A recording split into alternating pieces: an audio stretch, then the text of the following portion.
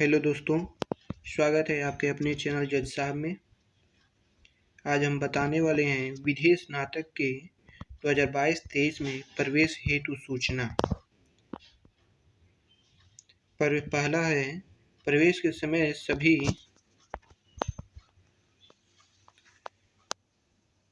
अभ्यर्थियों को व्यक्तिगत रूप से उपस्थित होकर हाई स्कूल,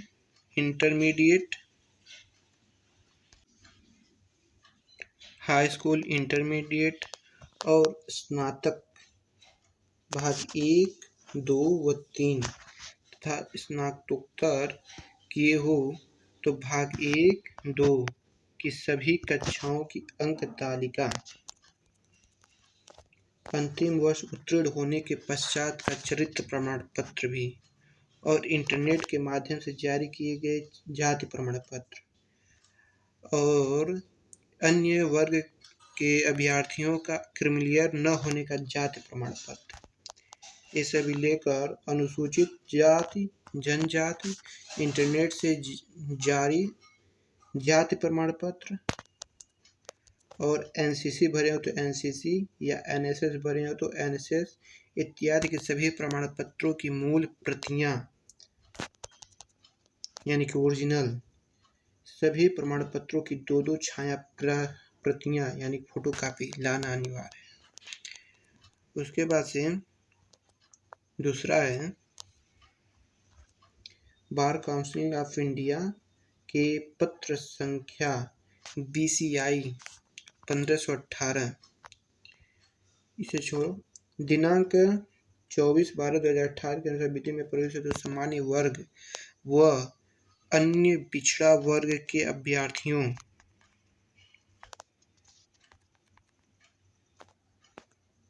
की प्रत्येक दशा में योग्यता प्रदायी परीक्षा में क्रमशः न्यूनतम 45% एवं 42% एवं अनुसूचित जनजाति अभ्यर्थियों के लिए न्यूनतम 40% अंक अनिवार्य है। यानी कि जनरल के लिए सामान्य वर्ग के लिए 45%, इंटर अगर BA LLB किए हो तो करना है तो, और LLB किए हो तो BA में कितना 45% होना अनिवार्य है।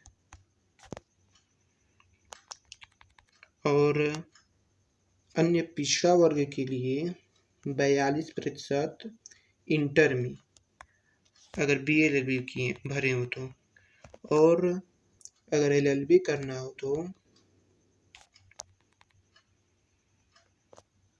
BA में यानी कि ग्रेजुएशन में कोई भी BA, BSc या BCom कोई भी ग्रेजुएशन में 42% लाना अनिवार्य होता है।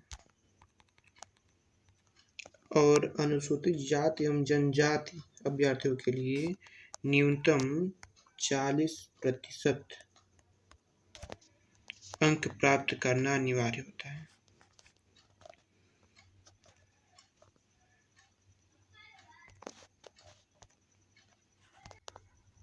उसके बाद से उत्तर प्रदेश सरकार द्वारा जारी जाति प्रमाण पत्र 3 साल के अंदर का है, अर्थात अगर 2022 में परीक्षा फिलअप होना है, एडमिशन लेना है तो 1 जुलाई 2019 का जाति प्रमाण पत्र अनिवार्य होगा, मान्य होगा, अन्यथा नहीं होगा। अगर 2023 में लेना है तो 1 जुलाई 2020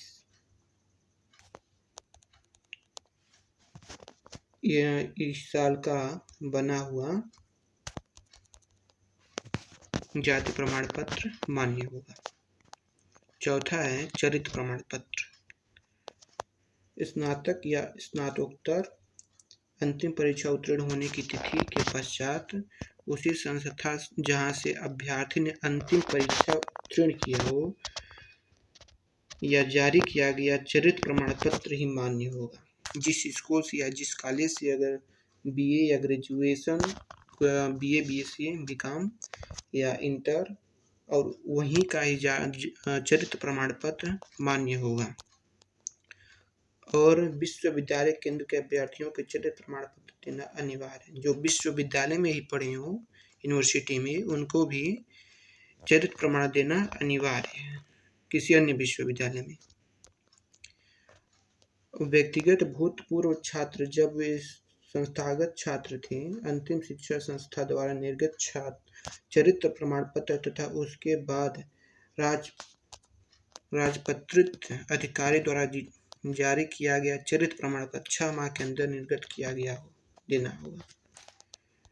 5वां है प्रवेश शुल्क ऑनलाइन जमा होगा। ऑनलाइन जमा होगा।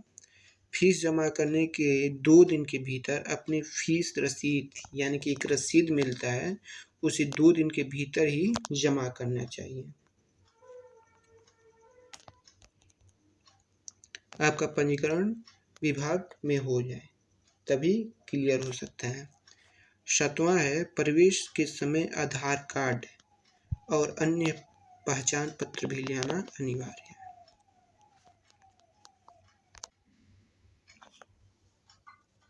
अभ्यर्थी के व्यक्तिगत रूप से 8वां है अभ्यर्थी के व्यक्तिगत रूप से उपस्थित न होने पर अथवा किसी भी प्रमाण पत्र एवं अंक तालिका के अभाव में प्रवेश नहीं दिया जाएगा। इसकी जिम्मेदारी स्वयं अभ्यर्थी हो गया, यानी कि पूरी एडमिशन के तहत अभ्यर्थी को, कैंडिडेट को वहाँ की उपस्थिति अनिवार्य है। आइए जान लेते हैं प्रवेश कार्यक्रम के बारे में। कितने प्राप्तांक पर एडमिशन होगा? 124 अंक या इससे अधिक, चाहे किसी भी वर्ग का क्यों ना हो, सामान्य वर्ग का या अनारक्षित, उसको 124 या उससे अधिक अगर लाया है तो एडमिशन उसका हो जाएगा। फिर से ऐसे समस्त अभ्यर्थी जो कर्मचारी, बाल विकलांगता, स्वतंत्रता संग्राम सेनानी, युद्ध में अपंग, कारगिल शहीद इत्यादि श्रेणी में आते हैं, उनका भी हो जाएगा।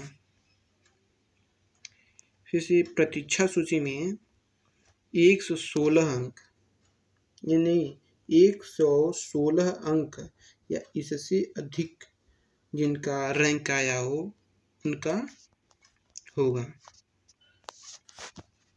यानी कि कुल मिलाकर सामान्य वर्ग के लोगों का या किसी भी कोई भी रैंक पाया जो 124 हो या उससे अधिक हो, उसका हो जाएगा। फिर से दूसरी प्रतीक्षा सूची में, वेटिंग लिस्ट में 116 से या उससे ज़्यादा हो तो उसका हो जाएगा।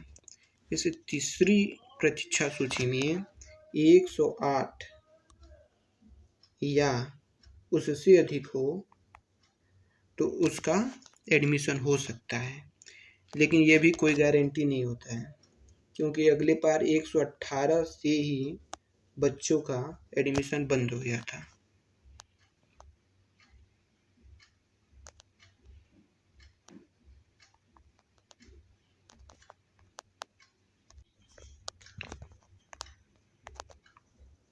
आगे जान लेते हैं EWS के लोगों वाले।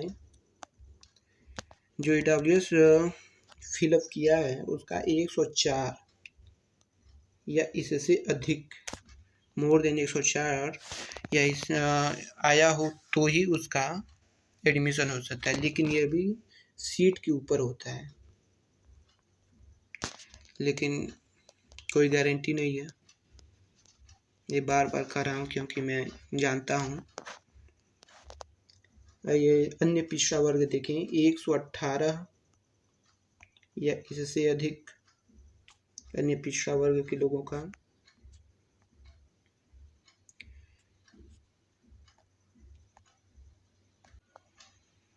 फिर अनुसूचित जाति का देख लें। प्रतीक्षा सूची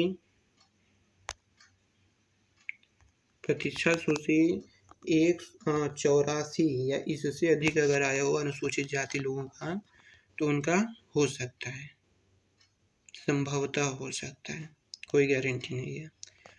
और अनुसूचित जनजाति के लोगों को 80 अंक या इससे अधिक हों तभी हो सकता है। और अनुसूचित जनजाति दूसरी प्रतिशत सूची में समस्त अभ्यर्थी का हो सकता है।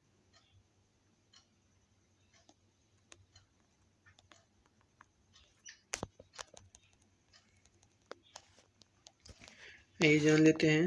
नोट: प्रवेश प्रक्रिया विधि संकाय भवन में संपन्न होगी।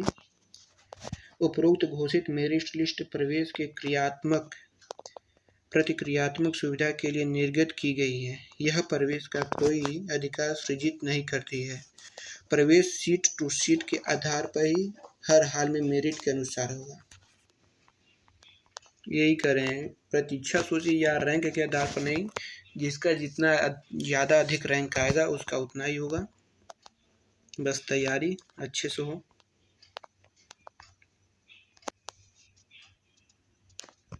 तीसरा, बार काउंसिल ऑफ इंडिया द्वारा जारी सर्कुलर